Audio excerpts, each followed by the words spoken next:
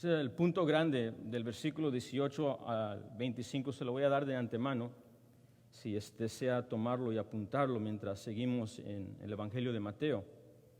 El punto grande es dar un narrativo del nacimiento de Jesús el Cristo. Eso es el punto grande del texto. También podemos ponerlo de la siguiente manera, es el mismo punto pero un poquito más específico. Es el narrativo dando el nacimiento singular y extraordinario de Jesús el Cristo. Singular, es decir, no hay otro como este nacimiento. Extraordinario, no hay otro tan extraordinario como el que vamos a ver en Jesús el Cristo. Así que podemos ponerlo de esta manera, el punto grande es el nacimiento de Jesús es como ningún otro, porque Jesús es un hombre como ningún otro. Esto va a ser el tema grande de nuestros textos del versículo 18 al 25. Y podemos tomar el versículo 18 al 25 y dividirlo en las siguientes 3 secciones. Se lo voy a dar de antemano y así podemos seguir esa sección del versículo 18 hasta terminar. El primero sería el versículo 18 y 19. Esta es la primera sección y es un nacimiento como ningún otro.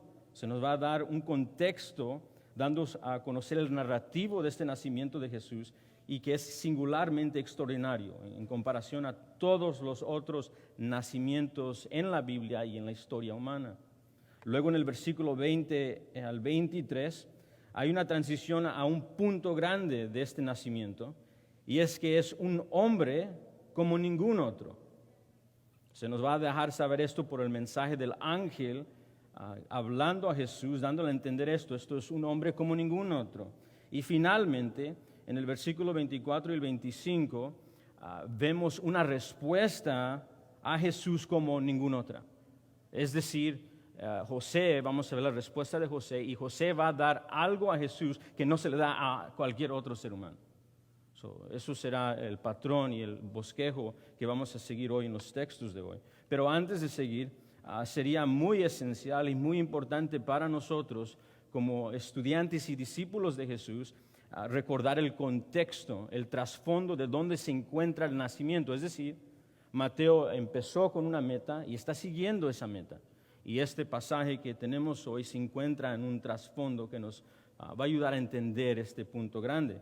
Así que un recordatorio breve del contexto.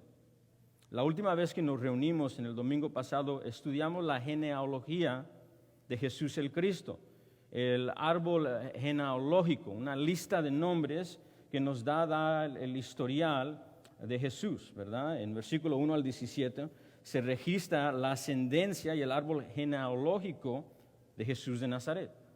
Y el propósito, ¿por qué Mateo nos dio este árbol genealógico de Jesús? ¿Cuál es su meta y intención? El propósito y la intención, como vimos, es conectar a Jesús y su familia con las promesas que Dios le dio a Abraham y David. Las promesas mesiánicas, ¿verdad? Con Abraham y el rey David. Vemos esto claramente en el versículo 16. Mírenlo conmigo de nuevo, brevemente. Versículo 16 dice, y Jacob, siguiendo de Abraham, siguiendo todo este árbol genealógico de Jesús, y llegando al papá legal de Jesús. Y Jacob engendró a José. Ese es el mismo José del narrativo. A José, marido de María, del cual nació Jesús, llamado el Cristo.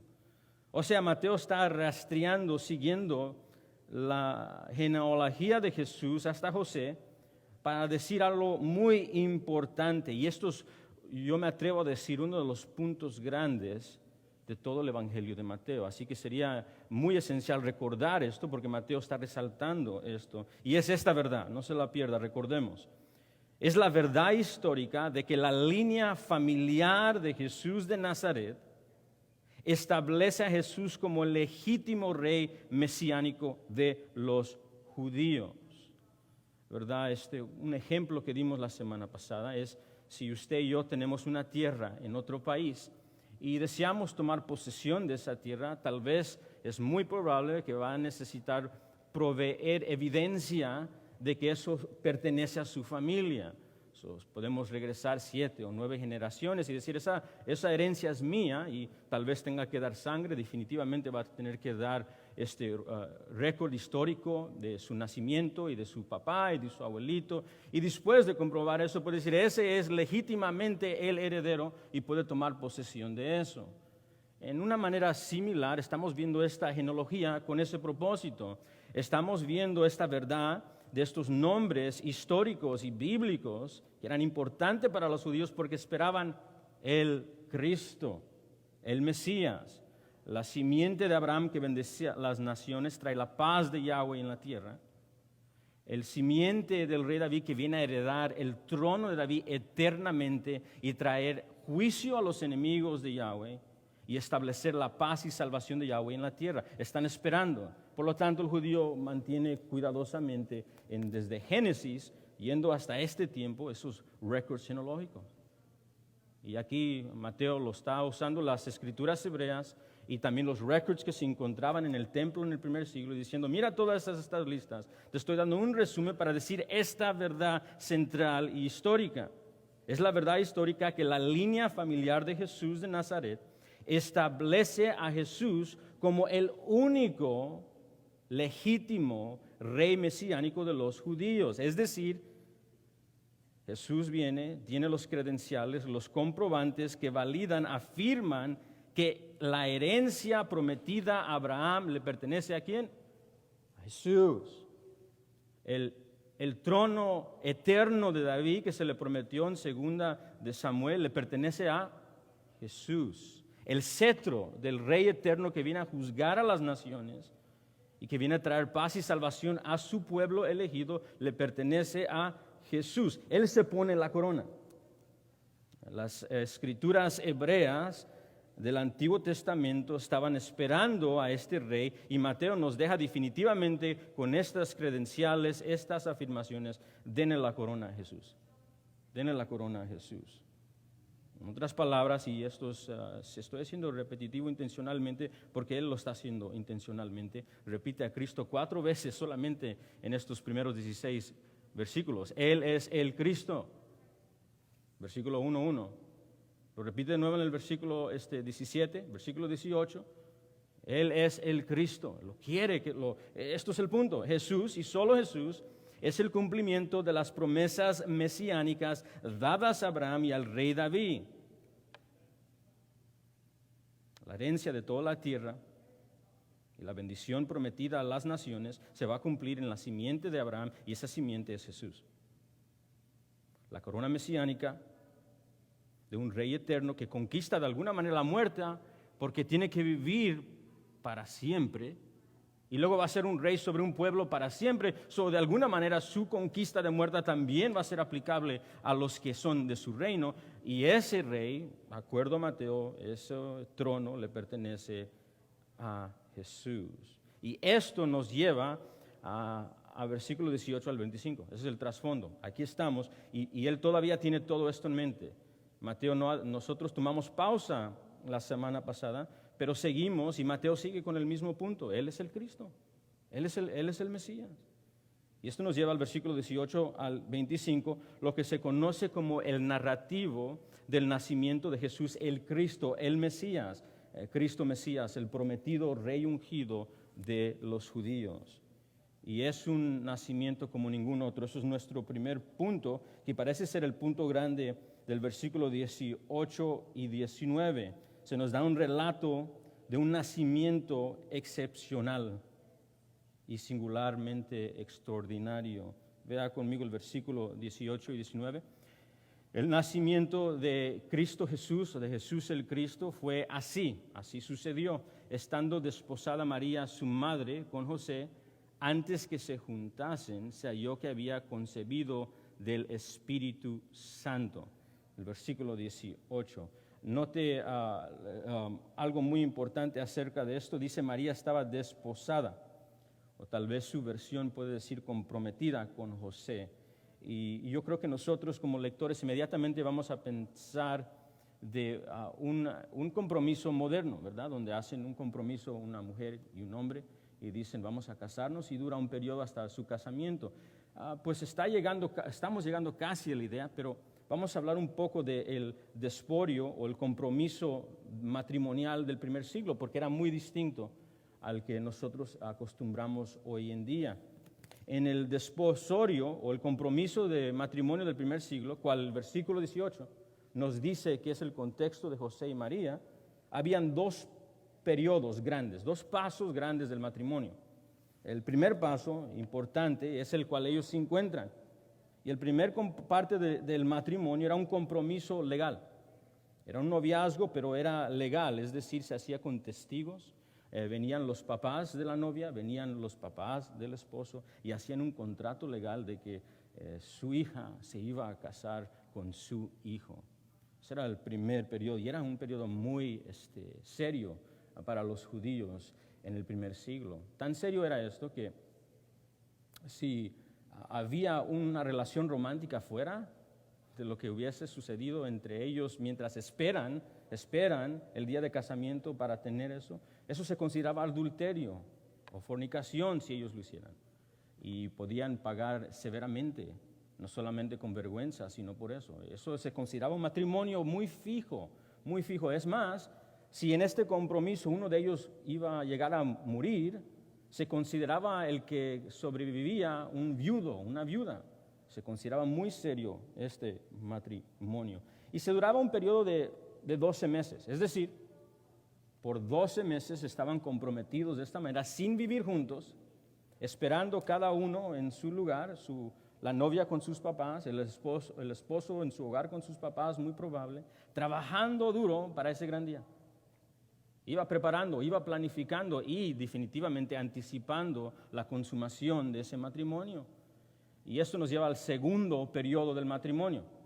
Después de este proceso legal, que estaban esperando con gran ansiedad, cuando llegaba el tiempo designado, donde el esposo ya está listo, tiene su casita tal vez, o tiene sus negocios listos, y puede comprobarle al suegro que sabes que yo voy a cuidar muy bien de tu hija, ella va a llegar a un lugar muy estable después de esto, y que ella también comprobó, sabes que yo he sido muy fiel, no he conocido a nadie más, he guardado mi pacto de mantenerme fiel a ti.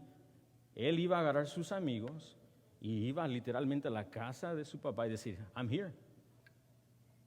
Vengo a recibir a mi esposa. Y la llevaba a su casa y ahí en esa ocasión tenían su consumación del matrimonio físicamente. Y luego seguía una fiesta de 7 días, 7 días, una semana, dando celebración de esta unión entre mujer y varón, como se nos enseña en las Sagradas Escrituras. Le comparto todo esto porque no sé si notó en el versículo 18, dice que estaba desposada. Ese es el primer paso, esa es la palabra. Están en el primer paso, han hecho el contrato legal. Y dice algo muy interesante también, dice María, su madre, con José, antes que se juntasen.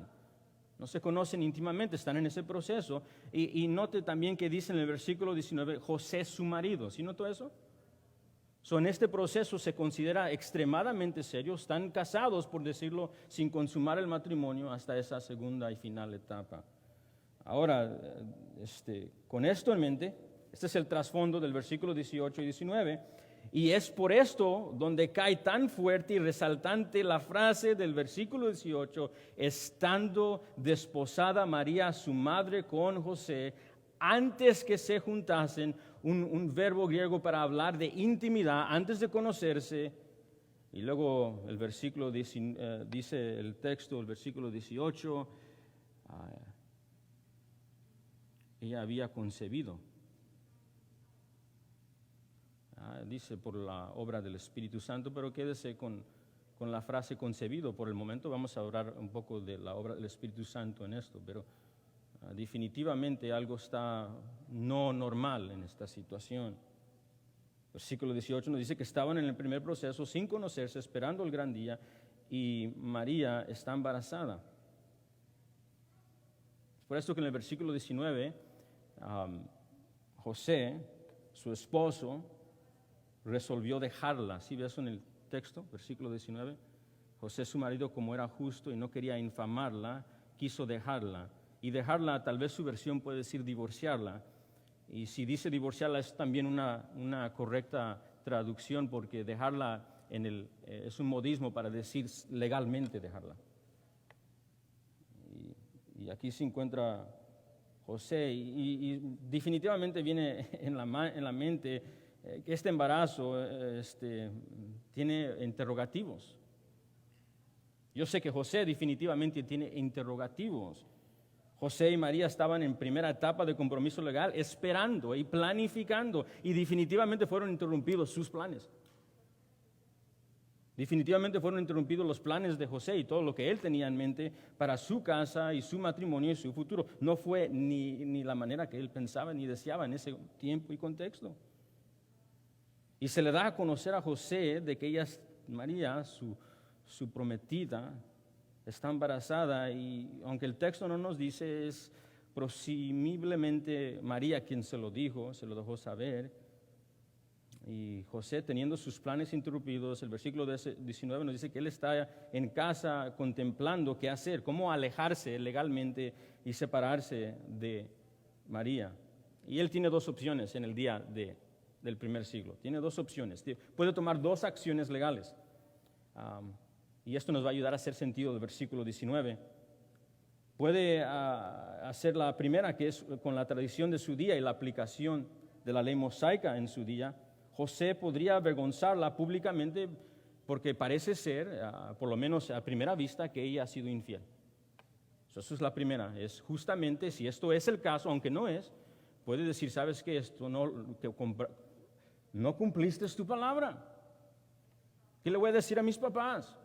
Y su primera opción es, que era lo que le pertenecía hacer de acuerdo de la tradición y la ley mosaica, es decirle a las autoridades de sus días, esto es lo que ha sucedido, y publicar esta situación de tal manera que hay consecuencias legales, y muy probable, aunque no se aplicaba mucho apedrear a alguien en ese día, pero se podía llegar incluso a ese nivel, si iba a ser avergonzada, y iba a ser avergonzada su familia, y iba a ser públicamente conocido en toda la comunidad, y así rechazada no solamente María, sino juntamente todos los que son cercanos a María.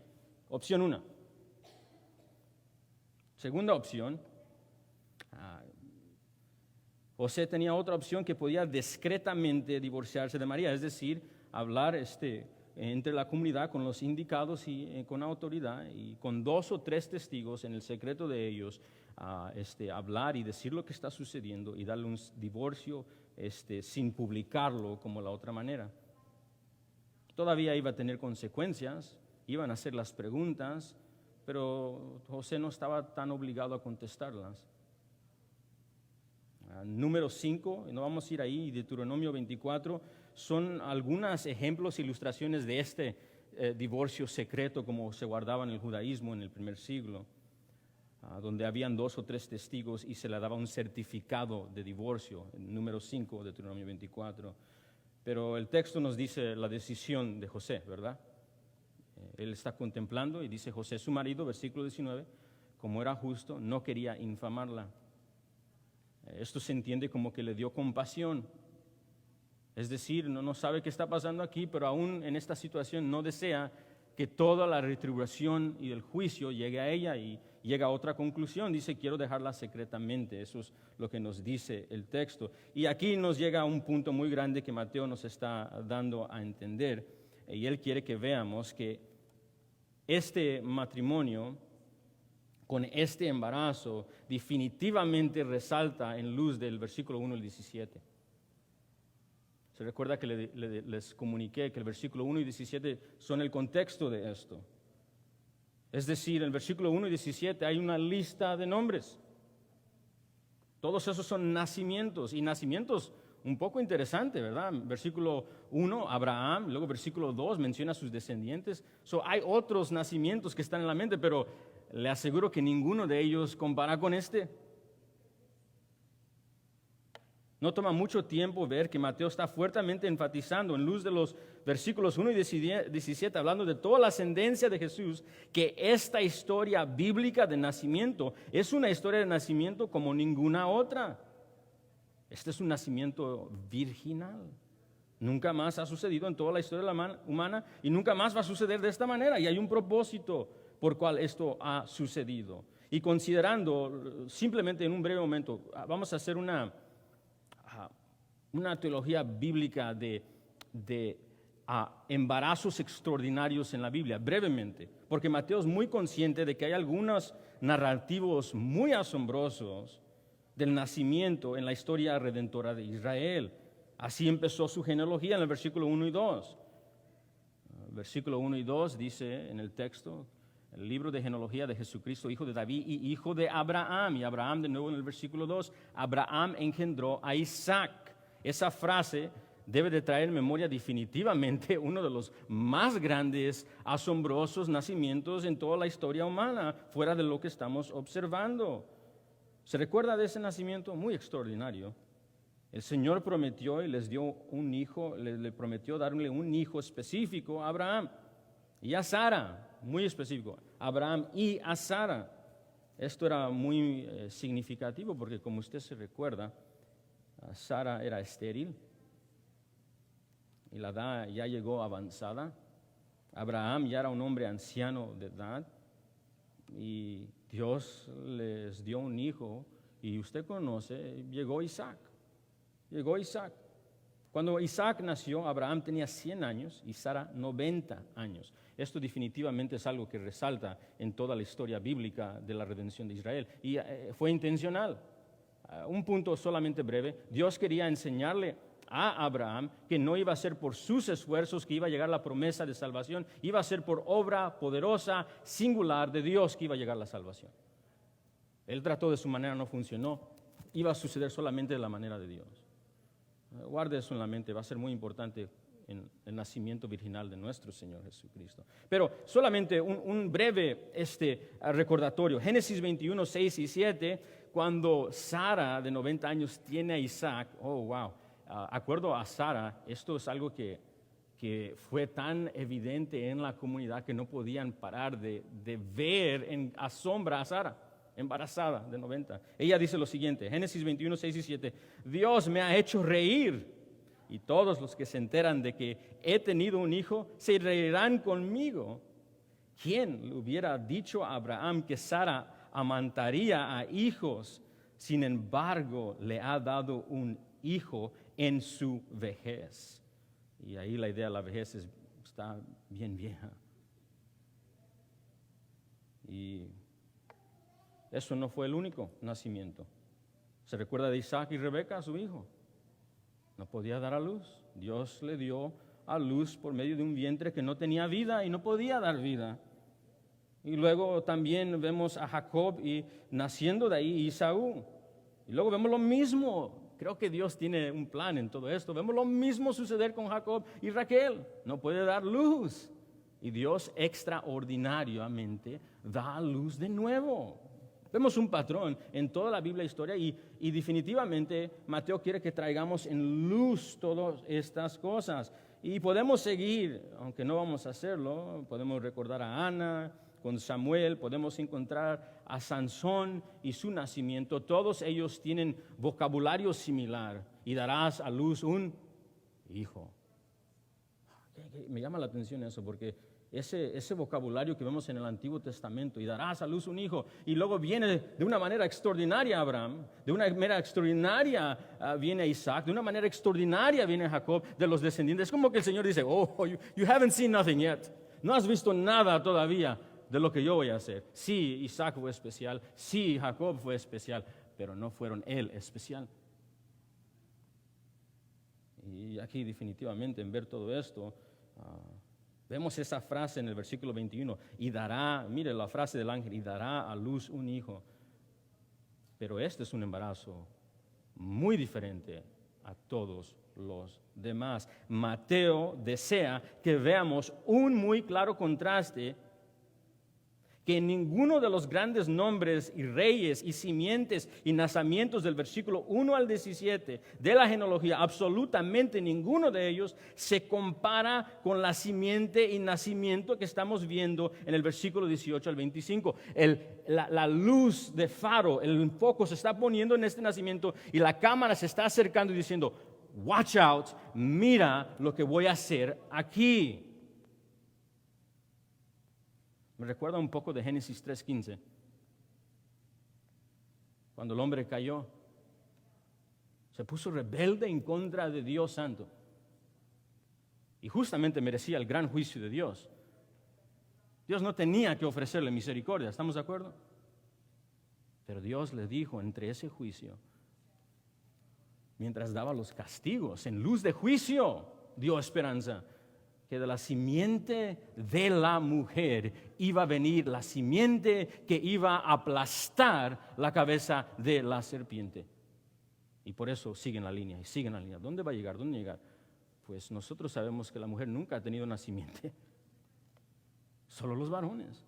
Y aquí vemos esta promesa definitivamente cumplido, como que si Mateo está diciendo, hey, just recuerda. Es más.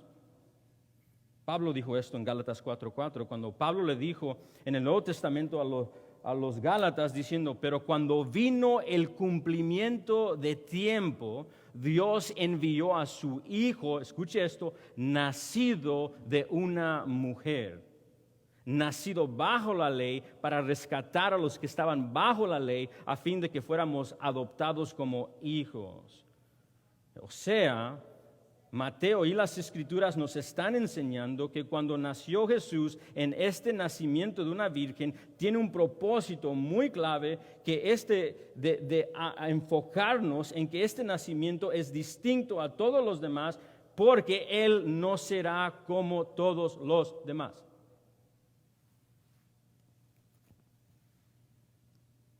El nacimiento de Jesús, ¿qué lo hace distinto? Ya lo vimos. Es un nacimiento virginal. Y Mateo quiere que veamos esto. Véalo conmigo en el versículo 18. Y lo hace fuertemente resaltante. Versículo 18 dice, estando desposada María, su madre, con José, y mire esto, antes que se juntasen. El judío ya sabía esto con el término desposado, pero él lo repite en dos maneras para hacer un énfasis. No solamente están en contrato legal sin conocerse físicamente, él lo repite exactamente, dice, antes que se juntasen, se halló que había concebido del Espíritu Santo. Ahí está, versículo 20, mire esto en el versículo 20, en el mensaje que Dios envía por medio de su ángel, la repetición que es un nacimiento virginal. José, hijo de David, ligándolo con la ascendencia.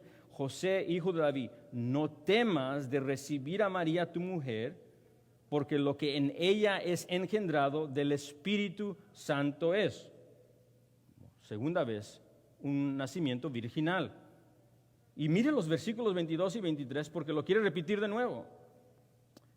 En el versículo 22 y 23, el ángel va a citar la escritura del Antiguo Testamento de Isaías 7:14 con respecto a María la Virgen estando embarazada. Y dice esto, escuche, todo esto, nacimiento virginal, todo esto aconteció para que se cumpliese lo dicho por el Señor por medio del profeta cuando dijo, he aquí una virgen concebirá y dará a luz un hijo. ¿Okay? Ahora, independientemente de los debates y argumentos que gente quiera traer en cuestión del nacimiento virginal de Jesús, independiente aún de los debates de Isaías 7, cual gente quiere decir, pues la palabra hebrea para virgen significa, independientemente de todo eso, Mateo nos está diciendo que las Escrituras desde el Antiguo Testamento, en el Nuevo Testamento y en este pasaje, está dejando claro, esta es evidencia, esto es verdad histórica, nació este hombre Galileo de Nazaret en una manera que nunca había nacido nadie más, por medio de una virgen. Esto es una doctrina que no es opcional para usted y para mí como creyentes. Una vez más, esto es una doctrina que no es opcional para usted ni para mí como creyentes. Ha sucedido exactamente así. Y veremos por qué esto es extremadamente importante que ha sucedido así. Pero déjeme darle otro versículo, no voltee ahí. Cuando el ángel Gabriel se le presenta a María y le dice, darás a luz a un hijo por obra del Espíritu de Dios, María hace la pregunta, ¿cómo será esto? Pues no conozco a un varón. Literalmente no he estado con un varón. La Biblia lo deja claro, es virgen. Es virgen. Y Mateo quiere que enfoquemos esto. Y esto sería un buen tiempo para tomar una breve pausa para hacer por lo menos dos observaciones Dos observaciones doctrinales sobre el nacimiento virginal de Jesucristo. Esa doctrina que no es negociable para usted, ni para nosotros, ni si usted está en la universidad, ni si usted es un adolescente y se están burlando de usted, no es negociable, es verdad histórica para ser aceptada y creída. Hay por lo menos dos, y quiero que hay más, pero por lo menos dos que sería muy importante compartir. La primera verdad que se nos enseña por medio de este nacimiento virginal es que la obra de salvación no es obra del hombre, sino obra únicamente de Dios. Ese era el punto grande que Dios le enseñó a Abraham, ¿se recuerda? Abraham, yo te prometo. Abraham se va con Agar. No, Abraham, eso no va a ser. Así no va a suceder, Abraham. Va a suceder por la promesa. Y aquí vemos lo mismo. Vemos que la obra de salvación no es obra del hombre, sino obra únicamente de Dios. El nacimiento virginal de Jesús, en la venida del Mesías, se nos deja claro que la salvación es de Dios y no ha venido por obra del hombre, no ha venido por obra de Abraham, no ha venido por obra del rey David. Y aquí podemos ver que la Biblia nos deja en claro que no va venido por obra de José. El Cristo y su salvación ha venido por Dios, el Espíritu Santo y su poder, y por obra única de Dios y solo de Dios. Como señala correctamente el profesor Wayne Grudem, el nacimiento virginal de Cristo es un recordatorio inequívoco, claro, de que la salvación nunca puede venir a través del esfuerzo humano, sino debe ser obra de Dios mismo. Esa es la razón que la verdad importa a los creyentes. Nos recuerda continuamente que no serás salvo por las obras, no seré salvo por mis obras, solo por la obra de Dios en su Mesías. Nos recuerda que la salvación es del Señor, y cristiano, el nacimiento virginal de Jesús nos da un recordatorio muy necesario hoy, que no seremos salvos por nuestras obras, sino por la obra de Dios en el Mesías Jesús. Hay que creer y confiar en Él. Segundo, otra verdad doctrinal que podemos aprender aquí, debemos aprender aquí, es que Jesús es el Rey mesiánico sin pecado.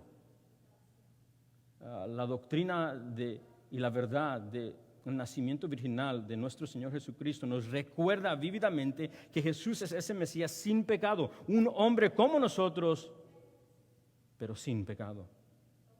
Es un hombre con M mayúscula. Uno de los entendimientos evidentes y claros que aprendemos de la genealogía de Jesús es que todos estos descendientes de Adán son pecadores. Sí, Abraham, David, sí, David. Versículo 6, recuérdese del versículo 6, porque Mateo lo hace muy intencional. Isaí engendró al rey David, y el rey David engendró a Salomón, de la que fue mujer de Urías. Oh, wow, eso tuvo que doler. Aún el rey dulce, salmista de Israel, aún el rey, donde entras a la ciudad de Jerusalén, dice la ciudad del gran rey, aún él merece juicio si Dios no tiene misericordia de él. Todos en esta genealogía están caídos. Y luego sigue la descendencia, Salomón, idolatría en su vejez. Y luego siguen los hijos de la línea de David. Todos no podían ponerse la corona santa que pertenecía al Mesías. Todos caían corto. Lea Primera de Reyes, Segunda de Reyes, Primera de Crónicas, y dice, y este era un buen rey, y luego pecó. Este era un buen rey, y este era muy impío rey. Ninguno de ellos califica, pero aquí viene uno. En medio de toda esta lista de pecadores, de descendientes de Adán, descendientes de Abraham, y aún los descendientes de la línea real de David, en el resto del linaje del rey David, todos estos pecadores, ellos necesitan un Salvador perfecto, necesitan un mediador perfecto, un sacerdote perfecto. Y luego viene uno que nace como ellos, pero no al igual que ellos.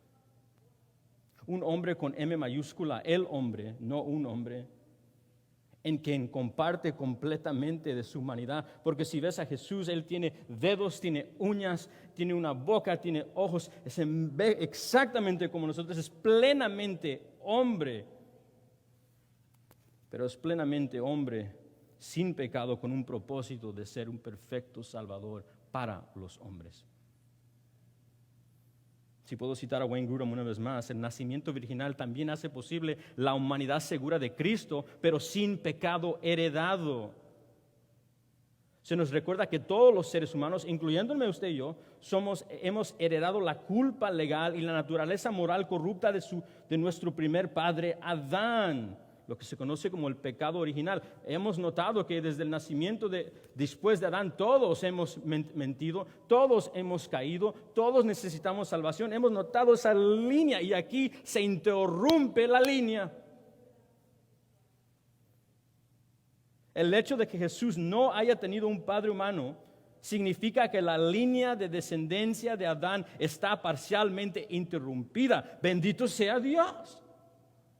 Jesús no descendió de Adán exactamente de la misma manera en que todos los demás seres humanos descendieron de Adán. Y esto, citando a Grudem, esto nos ayuda a comprender por qué la culpa legal y la corrupción moral que pertenecen a todos los demás seres humanos no pertenecieron a Cristo.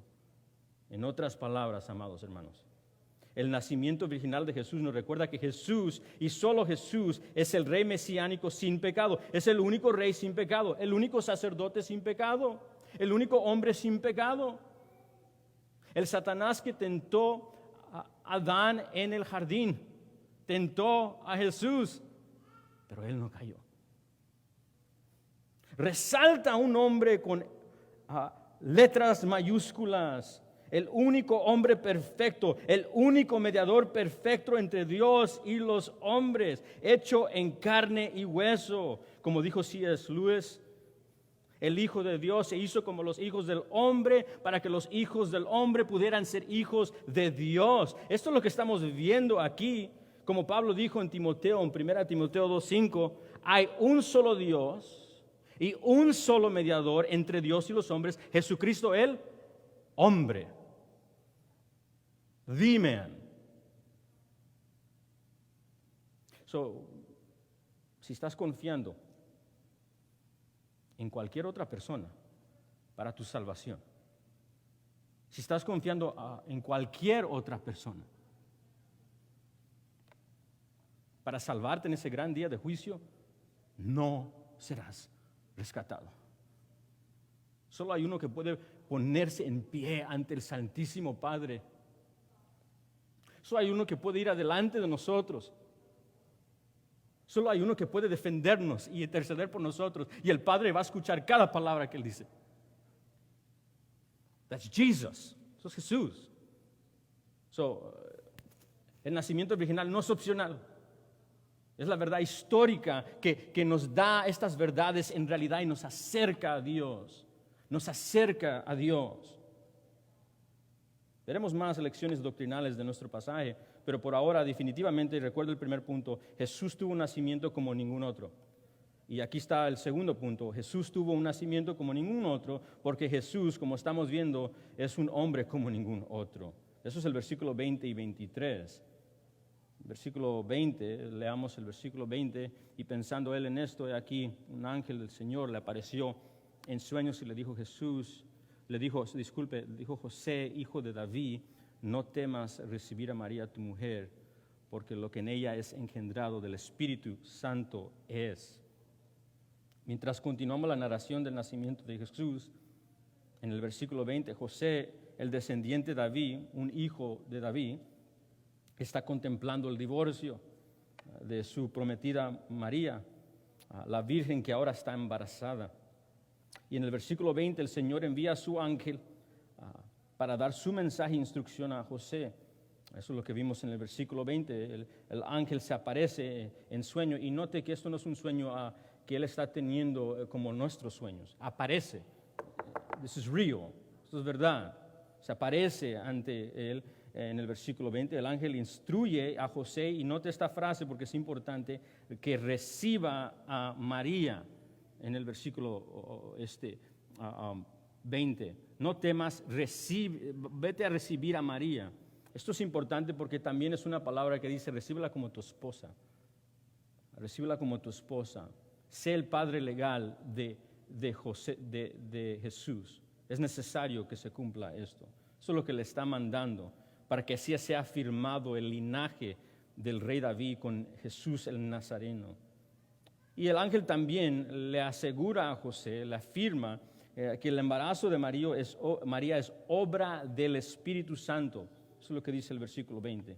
El cumplimiento, en el versículo 20 en adelante, el cumplimiento de las profecías mesiánicas en las Escrituras se está llevando a cabo y cumpliéndose en la persona de Jesús. Un paráfrasis del versículo 20 al 21. José, la razón que tienes que ser tú el padre es porque tú eres de la línea de David y Dios soberanamente ha hecho esto. Y José, el nacimiento de Jesús es como ningún otro, porque Jesús es un hombre como ningún otro. Por lo tanto, toma a María la Virgen como tu esposa. Toma a María la Virgen como tu esposa. Eso es lo que estamos viendo en estos dos versículos. Y luego en los versículos que estamos leyendo, en el versículo en particular 20, 21 y 22 y 23, vamos a ver información de quién es este hombre que va a nacer. Y en sumario, en resumen, va a ser esto. Él no es como David, no es como Abraham, no es como Moisés. Sobrepasa a todos otros hombres. Él es un hombre como ningún otro, será el resumen. Vamos a recibir doctrina sobre quién es Jesús en el versículo 20 y 23. ¿Quién es Jesús? Y antes de hablar de los versículos 20 y 23, de quién es Jesús, quisiera enfatizar que estas enseñanzas acerca de quién es Jesús no son negociables. No son negociables para ver si las creemos o no las queremos creer. Son verdades que el pueblo de Dios recibe en fe en Cristo Jesús. Y saber quién es Jesús es sumamente importante porque si no conocemos al verdadero Jesús, no podemos conocer al verdadero Dios. Para decirlo de otra manera, no hay conocimiento de Dios sin conocer al Jesús verdadero. No hay perdón de los pecados que necesitamos ante Dios sin conocer a su Hijo.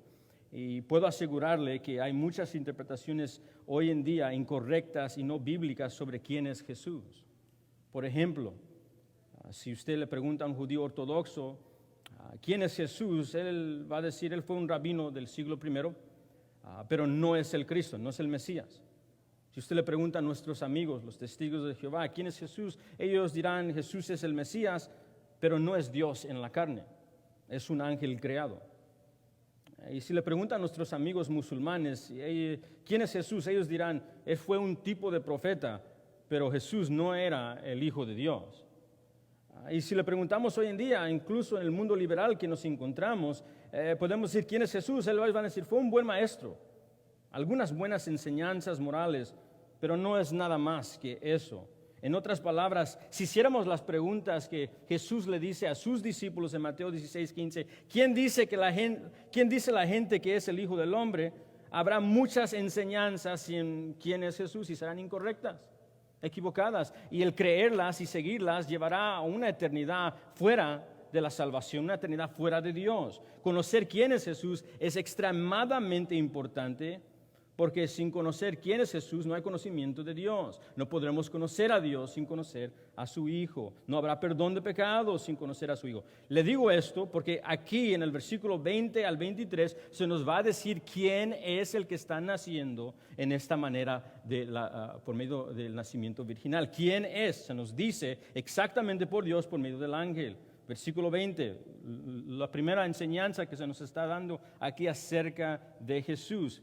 Y él pensando en esto, he aquí un ángel del Señor se le apareció en sueños y le dijo, José, hijo de David, no temas recibir a María tu mujer. Y aquí está la cristología. ¿Quién es Jesús? Porque lo que en ella es engendrado del Espíritu Santo es.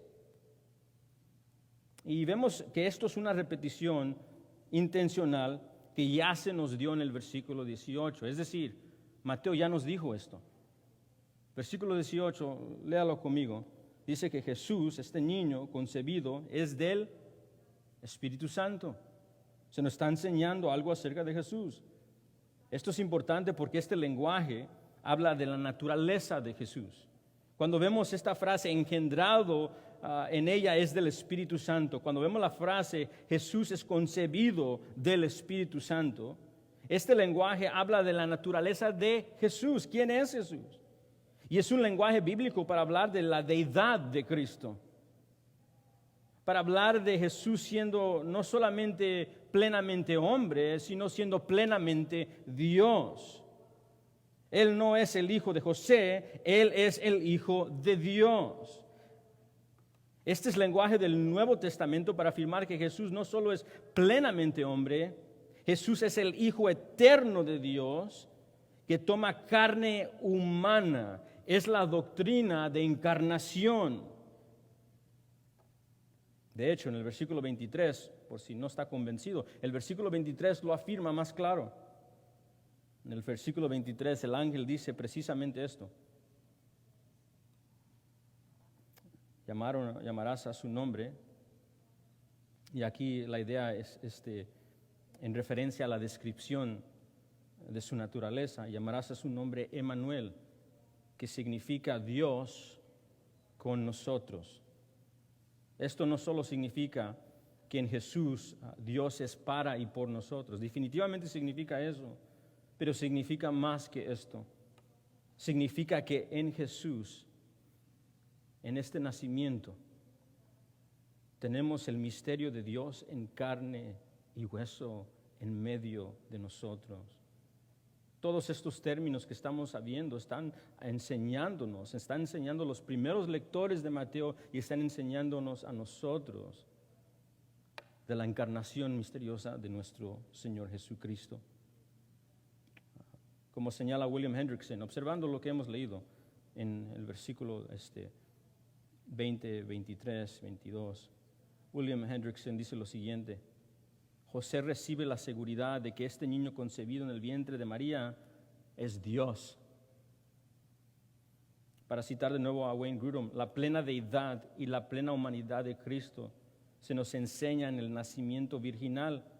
Su plena humanidad es evidente para nosotros por el hecho de su nacimiento humano, ordinario de una madre humana. Y su plena deidad sería evidente por el hecho de su concepción en el vientre de María por obra poderosa del Espíritu Santo. O sea, lo que se nos está enseñando es Dios en carne y hueso, plenamente humano, plenamente Dios. Ahora, si hoy te estás preguntando en medio de esta doctrina de la encarnación, estás luchando y diciendo, pues, ¿cómo puede ser esto posible? Es por esto que definitivamente tengo obstáculos en creer en la persona del Señor Jesucristo. Estás luchando con las maravillas y el misterio de la Trinidad y ahora de la encarnación y el nacimiento virginal. ¡Qué verdades tan fuertes para nosotros que hemos creído! Pero verdades. Te quisiera recomendar las palabras de J.C. Ryle acerca de este misterio de la Trinidad y el misterio que estamos viendo en el nacimiento virginal y la encarnación. Él dice lo siguiente: estos son temas muy misteriosos, son profundidades que no tenemos línea para sondear, son verdades que no tienen la mente suficiente para comprender. No intentemos explicar cosas que están por encima de nuestro nivel de razón. Contentémonos con creer con reverencia y no con especulaciones sobre asuntos que no podemos entender en su totalidad. Nos basta saber que para aquel que hizo el mundo nada es imposible. Descansemos en las palabras del credo de los apóstoles. Jesús fue concebido por obra del Espíritu Santo y nació de la Virgen María. Son verdades que aceptamos como creyentes porque así lo ha hecho Dios. Segundo, en estos textos se nos enseña que Jesús es el Cristo prometido de las Escrituras hebreas del Antiguo Testamento. Vemos esto en lo que el ángel le dice en el versículo 22 y 23. Versículo 22, después de darle noticia acerca de quién es Jesús, le afirma esto por las Escrituras hebreas. Dice, todo esto aconteció en el versículo 22 para que se cumpliese lo dicho por el Señor por medio del profeta cuando dijo, he aquí una virgen concebirá y dará a luz un hijo y llamará su nombre Emmanuel, que traducido significa Dios con nosotros. Lo que el Señor habló por medio del profeta es una cita de Isaías 7:14. Está literalmente citando Isaías 7:14 y le va a venir a memoria a José lo que está en Isaías 7:14.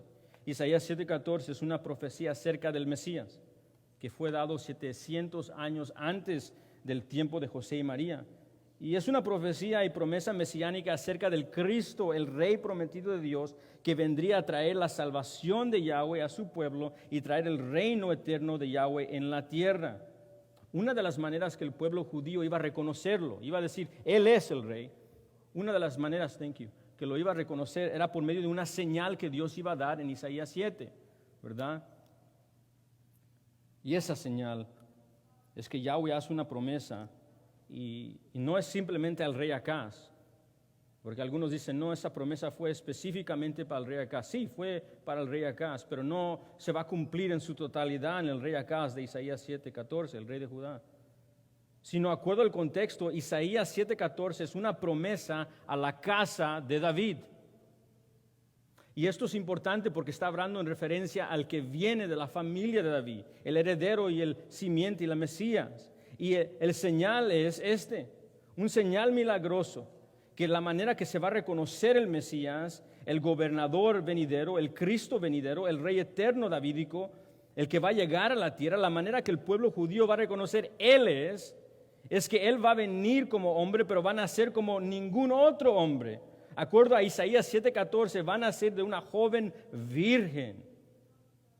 Y aquí Mateo vamos a ponerle la corona de Isaías 7:14.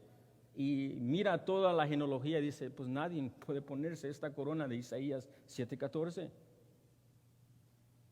Pero aquí el ángel llega a José, dice, tengo algo que dar, pero no es para ti, José, y no son para los descendientes de David, de que nacieron después de David. Esta es para un descendiente. Es para el que nace de la Virgen hoy y va a nacer, y es Jesús. Él puede ponerse la corona de Isaías 7:14.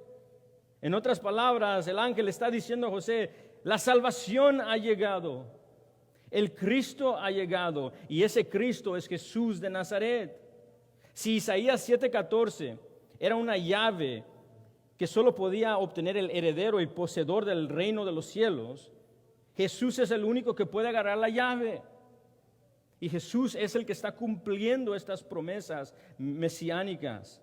En otras palabras, lo que vemos en este texto es que Jesús es el Cristo prometido de las Escrituras hebreas. Tercero, Jesucristo ha venido a salvar a los pecadores de sus pecados. Eso es lo que se nos enseña acerca de Cristo. Mire el versículo 21. Y dará a luz un hijo, llamará su nombre Jesús. Aquí nos dice el oficio que va a llevar a cumplir, el ministerio del Mesías, porque Él salvará a su pueblo de sus pecados. De hecho, el nombre de Jesús y la razón que le dice lo llamarás Jesús, porque va a ser un recordatorio constante de que este Jesús, que es la forma griega de decir a Yahshua o Joshua, significa Yahweh y es el que salva. Y esto va a ser un recordatorio continuamente cada vez que digamos el nombre de Jesús. El que salva es Dios en Jesús. Ahora, aquí dice el propósito y quién es Jesús y su oficio. Él es el que salva a su pueblo de sus pecados. Esto va a traer cosas a la mente judía y a los primeros lectores. Y por lo menos dos cosas van a venir en su mente cuando escuchen que el Mesías será Jesús quien salva a su pueblo de sus pecados. Lo primero será que sus expectativas de tener un Salvador y Mesías que viene a derrotar a Roma se están yendo por la ventana. Sus preocupaciones más grandes de ese día no era la salvación de sus pecados, generalmente hablando de la mayoría del pueblo. Vamos a ver eso en Mateo 2, cuando se notifica que Jesús ha nacido y cómo responde el pueblo a esta noticia. Se turbaron, dice Mateo 2. No están contentos con la venida del Mesías. O sea, no está llegando a su criterio. Primero, la cosa que va a venir a la mente judía es esta idea incorrecta que ellos tenían en el primer siglo muchos judíos querían un Mesías que venía principalmente a librarlos de Roma y su opresión física. Y esto definitivamente no se nos está enseñando que es el propósito en la venida de Jesús aquí. La obra salvadora de Jesucristo no sería para ellos salvarlo de problemas temporales. Ahí se va por la ventana el mensaje del Evangelio de prosperidad. No, Jesús viene para salvar a su pueblo de sus pecados, porque eso es lo que ellos necesitan y lo que nosotros necesitamos más. Salvación del juicio eterno que está por venir. La segunda cosa que definitivamente iba a venir a la mente judía al pensar que Jesús es el que salva a su pueblo de sus pecados. Cuando los judíos escuchan esto y la salvación del pecado, van a pensar en sacrificios sangrientos, ¿verdad? Ese es el contexto del judaísmo y mirando desde la ley mosaica hasta el día del primer siglo. Sacrificio va a ser salvador de los pecados. Nuestros pecados han sido expiados por lo menos momentáneamente o en la economía del Antiguo Testamento por millares y millares y millares de corderos inocentes. ¿Qué significa que nos salvará de nuestros pecados? Ellos van a pensar en la expiación sustitutiva. Van a pensar en los innumerables corderos inocentes sin mancha que eran sacrificados como un recordatorio de que sus pecados requieren pago y que Yahweh había prometido desde Génesis 3:15 un día ofrecer su propio cordero, su propio sacrificio, su propio Salvador para tomar su lugar y dar un perdón perfecto y completo. Y en Mateo 1:21, lo que se nos enseña en estos versículos es que Jesús es este Salvador que nos salva de nuestros pecados. Jesús es este sacrificio perfecto que morirá y derramará su sangre como cordero inocente por los pecados de su pueblo. Él salvará a su pueblo de sus pecados. No siempre tiendo a citar a Lenski, pero en esta ocasión creo que le pegó en el clavo cuando él habla de el Cristo que vino a salvar de los pecados. Quisiera leerle lo que él escribe. Él dice, pecados, el gran plural. Pecados de todas las variedades y tipos. Si todos y cada uno de los pensamientos, palabras y acciones individuales por los cuales los hombres pierden el blanco establecido por la ley de Dios. Estos pecados nos destruyen en cuerpo y alma, en el tiempo y en la eternidad. Salvar de estos pecados es verdaderamente la salvación. ¿Quién es lo suficiente poderoso para efectuar tal salvación? Solo aquel que es concebido por la obra del Espíritu Santo en el vientre de María, el Hijo de Dios. Porque ser salvo de estos pecados significa que ya estos pecados no pueden alcanzar ni infligir su poder de reprensión mortal sobre nosotros. Pero, ¿qué hombre jamás se ha separado a sí mismo a partir de un solo pecado? Cada pecado se aferra más que la sombra y se aferraría así para siempre, a menos que el Hijo propio de Dios nos libere, nos rescate y nos salve. Eso es definitivamente lo que estamos viendo aquí, una liberación y un rescate de nuestros pecados, de los pensamientos pecaminosos, de nuestro corazón que constante se desvía y merece el justo juicio de Dios. Aquí vemos un rescate de la ira de Dios, vemos el rescate del juicio de Dios. Lo que nos merece a nosotros se va a ir. ¿Y cómo se va a ir? Ahí viene la pregunta, ¿cómo va a salvarnos de nuestros pecados? That is a great question, una pregunta muy importante. Mateo nos va a enseñar, nos va a llevar a Getsemaní cuando el niño crece en medio de ellos, santo, perfecto.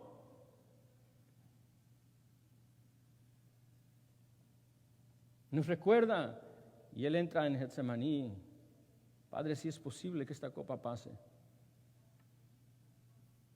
¿Qué se le va a derramar al Hijo en esa cruz? Nuestro juicio, nuestro castigo. ¿Cómo seremos salvos de nuestros pecados? Mateo 1:21, Mateo 27. Elí, Elí, lama sabactani. Dios mío, ¿por qué me has desamparado? así nos salvará de nuestros pecados. Tomará el castigo por su pueblo.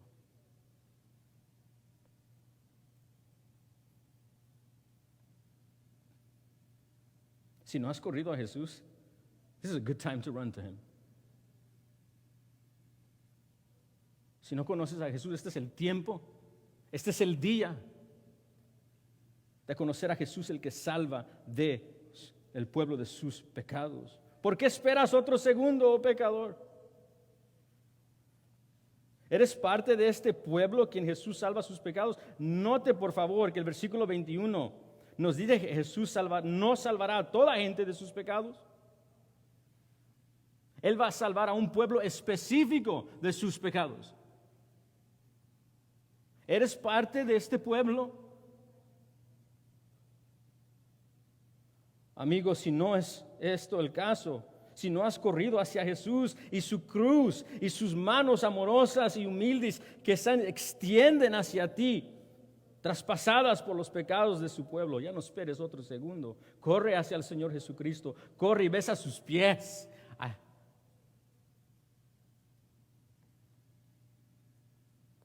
Versículo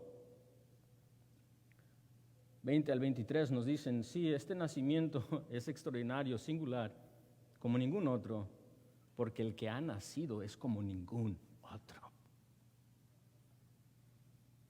Un breve resumen del versículo 23 es exactamente eso. José, hijo de David, ven acá, confía en Dios y cree en lo que está sucediendo en el nacimiento virginal, porque Jesús está naciendo como ningún otro. Y necesitas a este hombre porque Él es como ningún otro. Es Jesús quien te puede salvar y te va a salvar de tus pecados, José. Y José responde.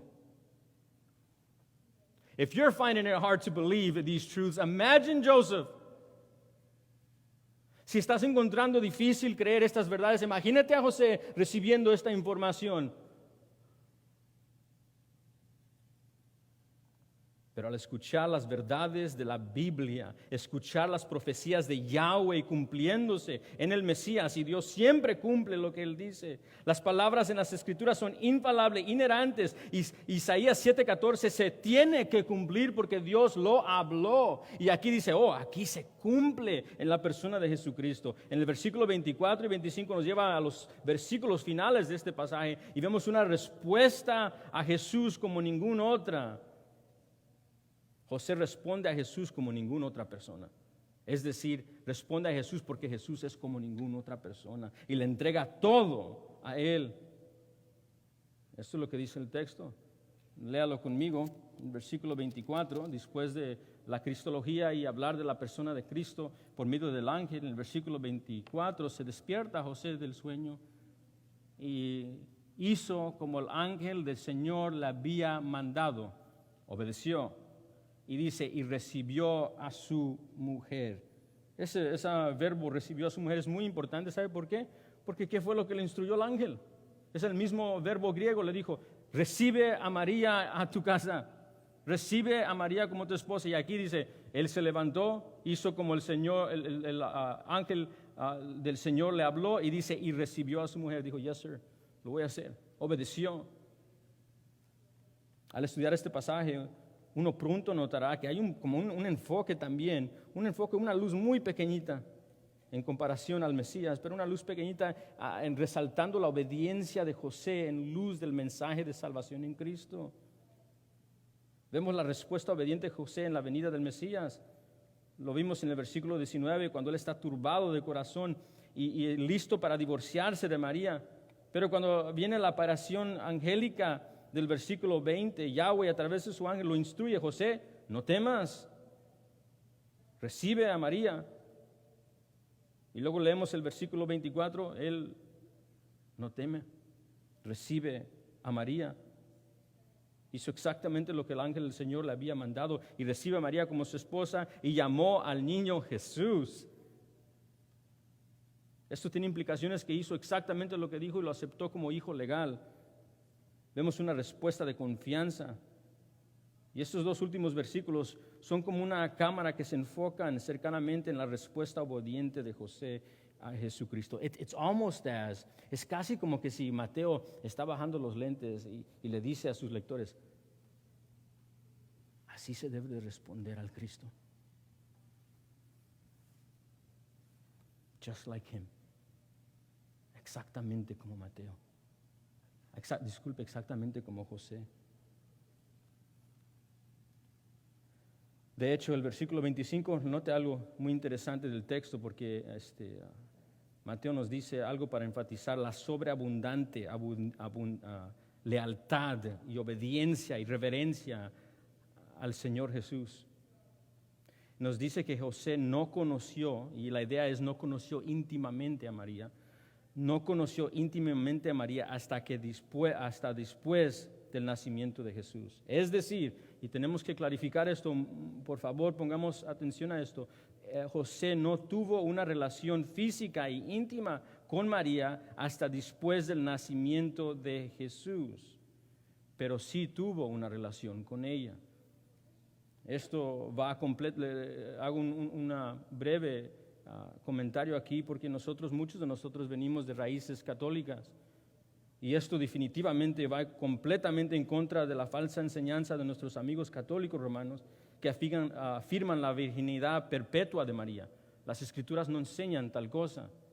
Es más, Mateo 13:55, no voltee ahí, pero él va a volver a repetir esto, va a volver a repetir que José sí eventualmente conoció a María y Jesús tuvo hermanos. Mateo 13:55, hablando de Jesús, dicen, ¿no es este el hijo del carpintero? ¿No se llama su madre María y sus hermanos Jacobo, José, Simón y Judas? Marcos 6:3 repite exactamente eso y dice que también Jesús tenía hermanas. Brevemente, solo en forma de paso, vemos que esa doctrina que se nos ha enseñado en nuestro historial católico definitivamente no se encuentra en las Escrituras. Y regresando al punto de Mateo, él quiere que veamos que él obedeció y obedeció hasta lo más que podía entregarse en totalidad y reverencia al Señor Jesucristo. Volviendo al punto principal de estos versículos finales, Mateo está descartando la respuesta obediente de José al Cristo, que ha venido para que veamos cómo debemos responder nosotros al mensaje de Jesús que hemos escuchado hoy. Como dijo un comentarista, Mateo nos está invitando a aprender de José. Nos está encomendando la respuesta de José. Esta es la respuesta correcta al mensaje que hemos escuchado. I'm going to repeat that one more time because it's for me and it's for you. Esta es la respuesta correcta al mensaje que acabamos de escuchar.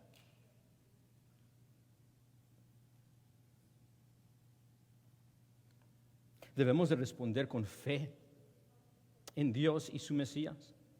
Debemos de responder con entrega total de nuestras vidas a su voluntad y propósito. Cualquiera que sea, debemos de responder con: Señor, mi vida es tuya y me entrego a tu voluntad, cualquiera que sea tu voluntad. Esa es la respuesta al escuchar que Dios ha enviado a su eterno Hijo en tomar carne y hueso, en vivir en medio de nosotros, para ir a una cruz y tomar nuestro juicio por amor a su Hijo, en salvar a un pueblo y entregárselo a Él, y por amor a nosotros. La respuesta es adoración. Por lo tanto, terminamos con preguntas. ¿Cómo estamos respondiendo a Jesús hoy? Es más, vamos a ir más específico. ¿Cómo estamos respondiendo a las palabras gloriosas que ha llegado el nacimiento extraordinario de un hombre que es singular, exclusivo, como nadie más, el Señor Jesucristo? ¿Estamos viendo el mensaje de Jesús como una interrupción de nuestro día? ¿Nuestros planes, nuestras metas? Porque José definitivamente pudo haber tenido la tentación de ver el mensaje del nacimiento de la Virgen María como una interrupción de su vida y sus planes. Estaba por casarse, preparó casa, preparó todo, y ahí se fueron todos. Pero él no vio esto como interrupción, él vio esto como el mensaje más glorioso que podía escuchar en toda su vida. Al oír el mensaje de Jesús, el eterno Hijo de Dios, hecho carne, el que vivió y murió por nosotros y vive hoy como el plenamente hombre, plenamente Dios, para interceder por los hijos de Dios, debe de llevar una respuesta llena de alegría y de gozo ante Él. Así que surge la pregunta, ¿cómo estamos respondiendo a Jesús hoy a las verdades gloriosas de su evangelio? Es más, si Mateo pudiera subir a nuestro púlpito hoy, realmente creo que terminaría preguntándonos eso. David, ¿cómo está respondiendo a Jesús y el Cristo, el Hijo del Dios viviente que salva a su pueblo de sus pecados?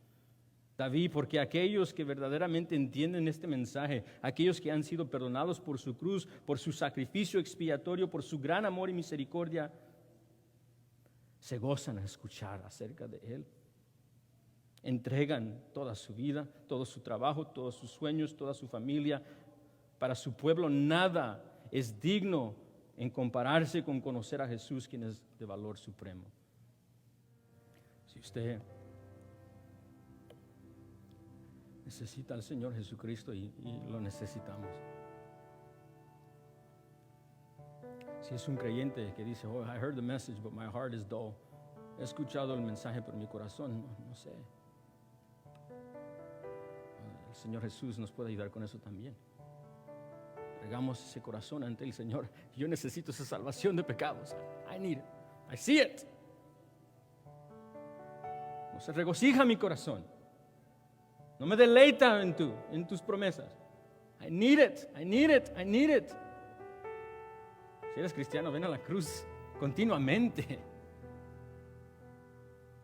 Si no eres creyente y hoy por primera vez ves la cruz y dices, this is great. Esto es lo más valioso, Él es lo más valioso, lo más valioso, lo más supremo. Que Él vino por perdonarme. Si ese eres tú. Y ahora te preguntas, ¿puedo ir a Él? ¿Me puede recibir? Sí, sí. Si hoy Dios te ha vivificado y te ha dado el don de fe para ver que Él es glorioso, sí, ven a Él, ven a Él. Confiesa tus pecados ante la cruz y recíbelo. Sométete a Él. Confiesa su nombre y síguelo hasta el día que Él regrese, porque Él es fiel. Definitivamente tenemos un llamado y una respuesta que dar hoy.